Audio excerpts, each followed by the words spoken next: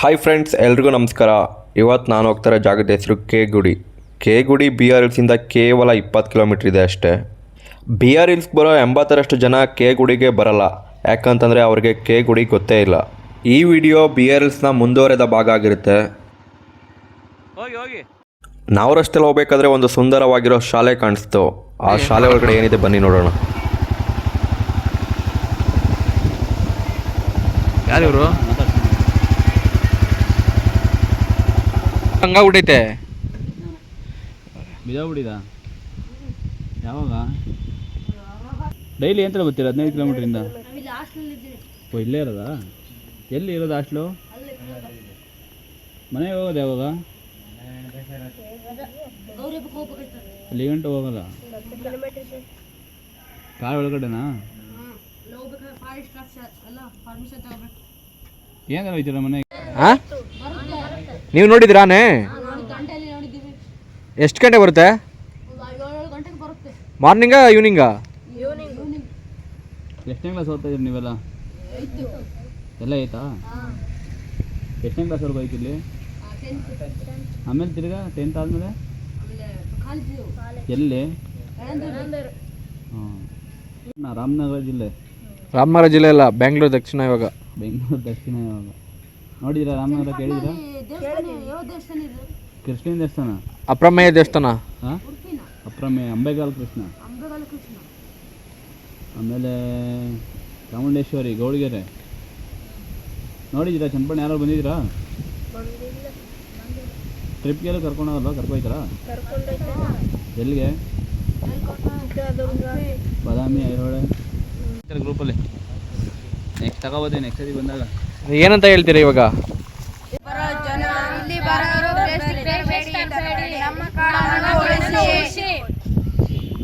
ಈ ಹುಡುಗರ ಹತ್ರ ಸ್ವಲ್ಪ ಸಮಯ ಕಳ್ಕೊಂಡು ಹಾಗೆ ನಮ್ಮ ಪಯಣ ಮತ್ತೆ ಮುಂದುವರಿಸ್ತೋ.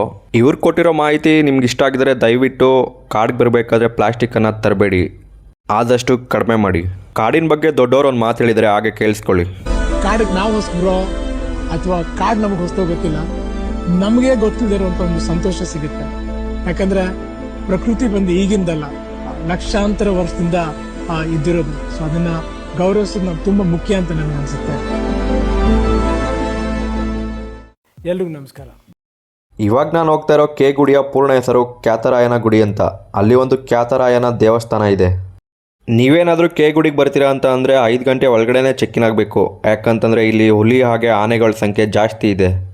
BR-Hills ಎಂಟ್ರಿ ಚೆಕ್ ಪೋಸ್ಟಿಂದ BR-Hills ಬೆಟ್ಟದವರೆಗೆ ಏನಿದೆ ರಸ್ತೆ, ಆ ರಸ್ತೆಗಿಂತ ಈ ಕೆ ಗುಡಿಯ ರಸ್ತೆ ಅದ್ಭುತವಾಗಿರುತ್ತೆ.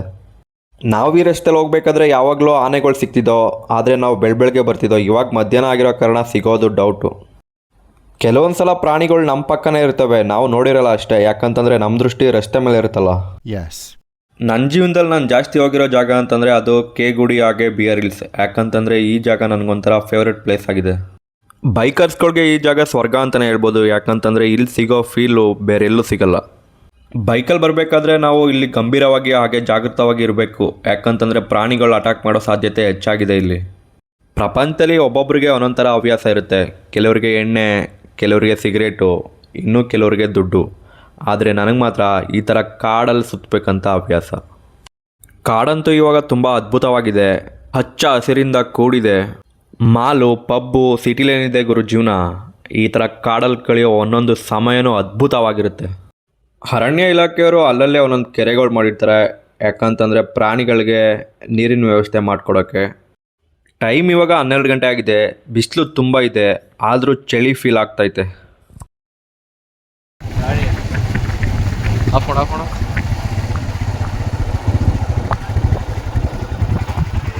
ಏನಣ್ಣ ಬಿದ್ದೋದ್ರಾ? ಎತ್ಬೇಕಾ ಗಾಡಿ? ಐತೆ ಒಳಗೆ.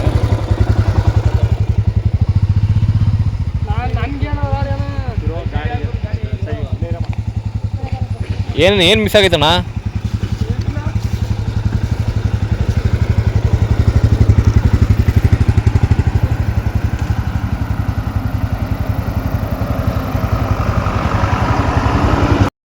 ದಯವಿಟ್ಟು ಕಾಡಲ್ಲಿ ಬರಬೇಕಾದ್ರೆ ವಾಹನನ ನಿಧಾನವಾಗಿ ಚಲಿಸಿ, ಇಲ್ಲ ಅಂತಂದರೆ ಈ ಥರ ಅಪಘಾತ ಆಗುತ್ತೆ.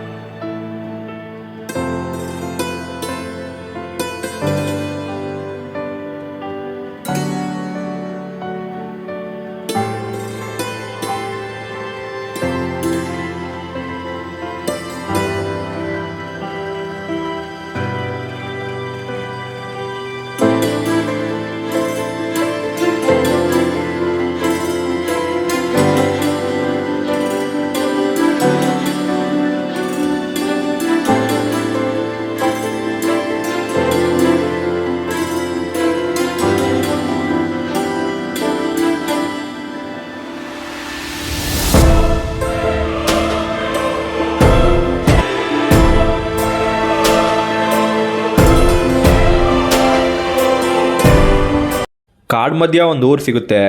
ಆ ಊರಲ್ಲಿ ಸ್ವಲ್ಪ ಹಣ್ಣಿನ ವ್ಯಾಪಾರ ಮಾಡ್ತಾಯಿದ್ರು. ಸೊ ನಾವು ಹಣ್ಣು ತಿನ್ನೋಣ ಅಂತ ಬಂದು ನಾವು ತಿಂದಿರೋ ಹಣ್ಣು ಹಲಸಿನ ಹಣ್ಣು.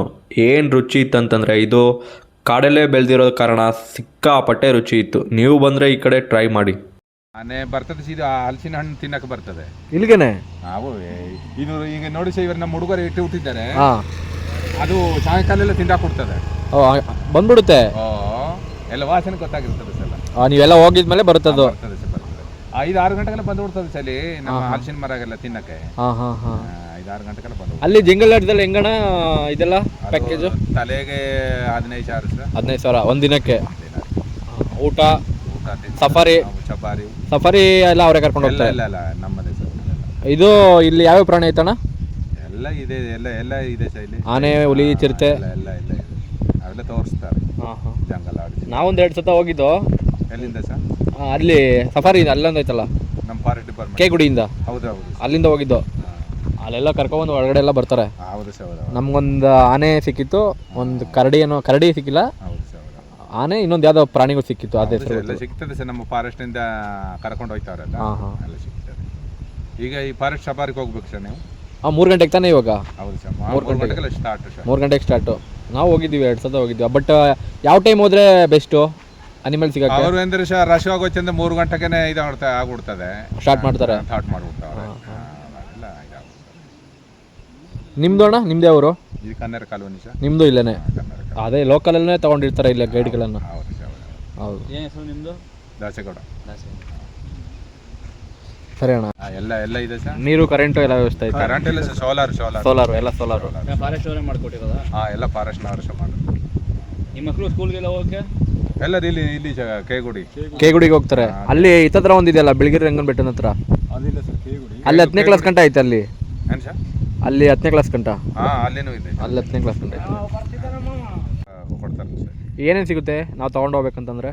ಜೇನುತುಪ್ಪ ಸಿಗ್ತದೆ. ಜೇನುತುಪ್ಪ ಸಿಗುತ್ತೆ ಅಷ್ಟೇ. ಹಲಸಿನ ಹಣ್ಣು ಬೇಕಾದ್ರೆ ಮಾರ್ತಾ ಇದ್ರೆ ಹಣ್ಣಿನ ಟೈಮಿನ ಸಹ ಹಲಸಿನ ಹಣ್ಣು. ಹಲಸಿನ ಹಣ್ಣು ಹಲಸಿನ ಹಣ್ಣು ಟೈಮ್ ಇದ್ರೆ ಹಲಸಿನ ಹಣ್ಣು ಕೊಡ್ತಾರೆ. ಹಲಸಿನ ಹಣ್ಣು ಅದು ಇದೊಂದು ಸ್ವಲ್ಪ ದಿನ ಸಹ ಹಲಸಿನ ಸೀಸನ್ ಇದ್ದಾಗ. ಸೀಸನ್ ಇರಬೇಕು ಅಷ್ಟೇ ಹಲಸಿನ ಹಣ್ಣು. ಅದು ವಯಸ್ಸು ಜೇನುತುಪ್ಪನೂ ಅದರ ಸೀಸನ್ ಹಾಂ. ಸೀಸನ್. ಆ ಜೇನುತುಪ್ಪದಲ್ಲಿ ಯಾವ್ದು ಚೆನ್ನಾಗಿರುತ್ತೆ? ಯಾವ್ದು ಜೇನುದು? ತುಡುವೆ ಜೇನು ಚೆನ್ನಾಗಿರ್ತದೆ ಸಹ. ಎಲ್ಲ ಸಪ್ರೇಟ್ ಕೊಡ್ತೀವಲ್ಲ ಸರ್. ಸಪ್ರೇಟು ನಮ್ಗೆ ಯಾವ್ದು ಬೇಕೋ ಅದಕ್ಕೆ ಕೊಡ್ತೀರಾ ನೀವು? ತಗೊಳ್ಬೋದು. ತುಡುವೆ ಜೇನು, ಹೆಜ್ಜೇನು, ಹಾಂ, ಕಿರ್ಜೇನು, ಹಾಂ, ಇವೆಲ್ಲ ಸಪ್ರೇಟ್ ಮಾಡಿರ್ತೀವಿ ಸರ್. ಹಾಂ ಹಾಂ. ಸರಿ ಅಣ್ಣ, ಥ್ಯಾಂಕ್ಸ್. ಹಾಂ, ಸರಿ ಸರಿ. ಕಾಡಿನ ಬಗ್ಗೆ ತುಂಬ ಉಪಯುಕ್ತ ಮಾಹಿತಿಗಳನ್ನು ಕೊಟ್ಟ ದಾಸೇಗೌಡ್ರಿಗೆ ನಮ್ಮ ಈ ವಿಡಿಯೋ ಮೂಲಕ ಅಭಿನಂದನೆ ತಿಳಿಸ್ತೀನಿ.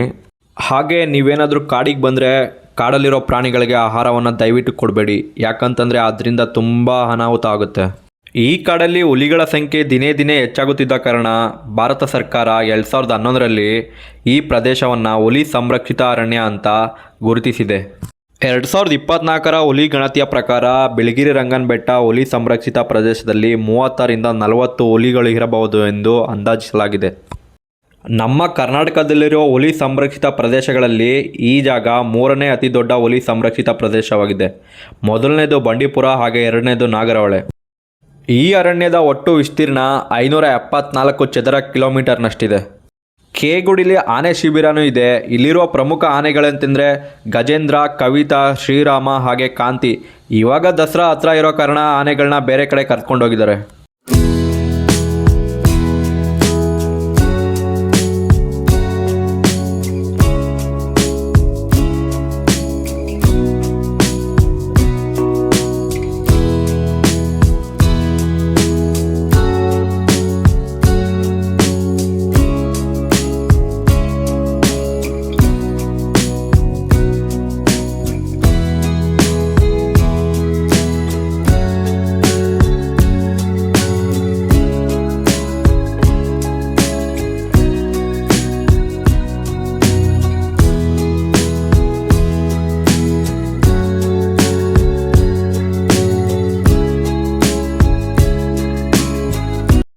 ಫೈನಲಿ ನಾವು ಕೆ ಗುಡಿ ಹತ್ರ ಬಂದ್ವಿ. ನೀವೇನಾದರೂ ಇಲ್ಲೇ ಒಂದಿನ ಮಟ್ಟಿಗೆ ಸ್ಟೇ ಮಾಡ್ತೀನಿ ಅಂತಂದರೆ JLR ಅಂತ ಇದೆ.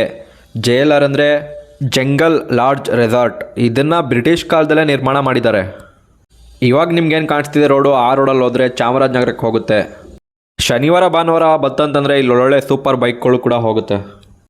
ಕೇಗುಡಿಲಿ ಸಫಾರಿ ಕೂಡ ಇದೆ. ನೀವೇನಾದ್ರೂ ಕೇಗುಡಿಗೆ ಬಂದ್ರೆ ಸಫಾರಿನ ಮಿಸ್ ಮಾಡ್ಕೊಳ್ಳೇಬೇಡಿ. ಯಾಕಂತಂದ್ರೆ ಕರ್ನಾಟಕದಲ್ಲಿರೋ ಅತ್ಯಂತ ಕಡಿಮೆ ದರದ ಸಫಾರಿ ಇದಾಗಿದೆ. ಬೆಳಿಗ್ಗೆ ಹಾಗೂ ಸಂಜೆ 2 ಟೈಮ್ ಸಫಾರಿ ಇರುತ್ತೆ. ನೀವೇನಾದ್ರೂ ಸಫಾರಿಗೆ ಹೋಗ್ತೀರಾ ಅಂತಂದ್ರೆ ಆದಷ್ಟು ದುಡ್ಡನ್ನ ಕ್ಯಾರಿ ಮಾಡಿ. ಯಾಕಂತಂದ್ರೆ ಇಲ್ಲಿ ನೆಟ್ವರ್ಕ್ ಇಲ್ಲ ಆನ್ಲೈನ್ ಪೇಮೆಂಟ್ ಮಾಡಕ್ಕೆ. ಈ ಸಫಾರಿಗೆ ಒಬ್ರಿಗೆ 450 ರೂಪಾಯಿ ತಗೊಂತಾರೆ ಅಷ್ಟೇ. ಸಫಾರಿ ಟೈಮಿಂಗ್ಸ್ ಬಂದು ಬೆಳಗ್ಗೆ 6:30ರಿಂದ 8 ಗಂಟೆ, ಹಾಗೆ ಮಧ್ಯಾಹ್ನ 3 ಗಂಟೆಯಿಂದ 5 ಗಂಟೆವರೆಗೆ ಇರುತ್ತೆ. ಮೊದಲು ಬಂದವರಿಗೆ ಮೊದಲ ಆದ್ಯತೆ ಅಂತೆ. ಕೇಗುಡಿಲಿ ಒಂದು ಸುಂದರವಾದ ಕೆರೆ ಇದೆ. ಕೆರೆ ತುಂಬ ಪ್ರಶಾಂತವಾಗಿದೆ.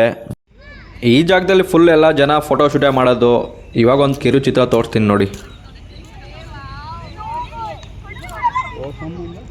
ನಮ್ಗೆ ಯಾವುದೇ ಕಾಡು ಪ್ರಾಣಿಗಳ ದರ್ಶನ ಆಗಿಲ್ಲ ಅಂತ ಅಂದ್ಬಿಟ್ಟು ವಿಷ್ಣುವಿನ ರೂಪ ಹಂದಿ ನಮಗೆ ದರ್ಶನವಾಯಿತು. ಸಫಾರಿಗೆ ಹೋಗೋಕ್ಕೆ ಲೇಟ್ ಆಗುತ್ತೆ ಅಂದ್ಬಿಟ್ಟು ನಾವು ಇಲ್ಲಿಂದ ಹೊರಡೋಣ ಅಂತ ಸಿದ್ಧರಾದೋ. ನಿಮ್ಗೇನಾದರೂ ಈ ವಿಡಿಯೋ ಇಷ್ಟ ಆಗಿದ್ರೆ ಲೈಕ್ ಮಾಡಿ, ಶೇರ್ ಮಾಡಿ, ಹಾಗೆ ಸಬ್ಸ್ಕ್ರೈಬ್ ಮಾಡಿ. ಮುಂದಿನ ವಿಡಿಯೋದಲ್ಲಿ ಸಿಗೋಣ. ಜೈ ಹಿಂದ್, ಜೈ ಕರ್ನಾಟಕ ಮಾತೆ. ಬೈಕ್ ಎತ್ಕೊಂಡು ಹೊರಡೋಣ ಅಂತ ಬಂದು ಮತ್ತೆ ನಮಗೆ ನಮ್ಮ ದಾಸೇಗೌಡರು ಸಿಕ್ಕಿದ್ರು. ಅವರಿಂದ ಇನ್ನೊಂದೆರಡು ಉಪಯುಕ್ತ ಮಾಹಿತಿಗಳನ್ನ ತಿಳ್ಕೊಳ್ಳೋಣ ಬನ್ನಿ. ನಾವು ಟ್ರೈಬಲ್ ಅಂದ್ರೆ ಸ್ವಾಮಿ ನಮ್ಮ ದೇವರೇ ಇಲ್ಲಿ ಕುಂತಿರ್ದೆ. ಆ ವಾಸ್ತಳ ಸರ್ಕಾರ ನಮಗೆ ಬೇಕಾದಷ್ಟು ಸಪೋರ್ಟ್ ಮಾಡ್ತದೆ ಬಿಡಿ. ಅವರೇ ಬೇಕಾದಷ್ಟು ಸೋಲಾರ್ ಕೊಡ್ತಾರೆ, ಅಕ್ಕಿ ಕೊಡ್ತಾರೆ, ಪರಿಹಾರ ಕೊಡ್ತಾರೆ, ಎಲ್ಲ ನೀರ ಅನುಕೂಲ ಎಲ್ಲ ಸೌಕರ್ಯ ಮಾಡ್ಕೊಡ್ತಾರೆ. ಎಲ್ಲ ಸರ್ಕಾರನೇ ಕೊಡ್ತದೆ. ಅನ್ನನ್ನ ಅನ್ನನ್ನ ಸರ್ಕಾರನೇ ಕೊಡ್ತದೆ. ಈಗ ನೀವು ಅಕಸ್ಮಾತ್ ಕಾಡೊಳಗಡೆ ಹೋಗ್ತಾರೆ, ಯಾವ ಪ್ರಾಣಿ ಸಿಗಲ್ವಾ? ಅಲ್ಲೆಲ್ಲ ಏನೂ ಸಿಕ್ಕಲ್ಲ ಸ್ವಾಮಿ. ನಾವು ಕಾಡಲ್ಲಿ ಹುಟ್ಟಿ ಬೆಳೆದಿರೋದಿಲ್ಲ ಸಹ. ನಾವು ಕಾಡು ಜನ ಅಂದರೆ ನಾವು ಕಾಡಲ್ಲಿ ಹುಟ್ಟಿ ಬೆಳೆದಿರೋವರು. ಇವಾಗಂತೂ ಕಾಡಲ್ಲಿ ಹೋಗಲ್ಲ ಬಿಡಿ. ಇವಾಗೆಲ್ಲ ಕಾಡಲ್ಲಿ ಹೋಗಲ್ಲ ಬಿಡಿ. ಯಾರು ಅಕಸ್ಮಾತ್ ಏನೋ ಪ್ರಾಣಿ ಬರ್ತದೆ ಅಂತ ಅಟ್ಯಾಕ್ ಏನು ಮಾಡಲ್ವಾ? ಅದೆಲ್ಲ ನಮ್ಮ ದೇವರ ಗತಿ ಸ್ವಾಮಿ. ಅದು ಮತ್ತೆ ನಾವು ಹೇಳೋಕ್ಕಾಗಲ್ಲ. ಇದು ಕಾಡು ಪ್ರಾಣಿ ಬರ್ತದೆ, ಅದು ಬರ್ತದೆ ಅಂತ ನಾವೇ ಶಿವ ಅಷ್ಟೇ. ನೀವೇನು ನಿಮ್ಮ ಇದಕ್ಕೆ ತಗೊಂಡೋಗಲ್ಲ, ನಿಮ್ಮ ಹುಷಾರಿಗೆ ನೀವೇನು ತಗೊಂಡೋಗಲ್ಲ? ಇಲ್ಲ ಏನು ತಗೊಂಡೋಗಲ್ಲ. ದೇವರೇ ಶಿವನೇ, ಶಿವ ಅಷ್ಟೇ.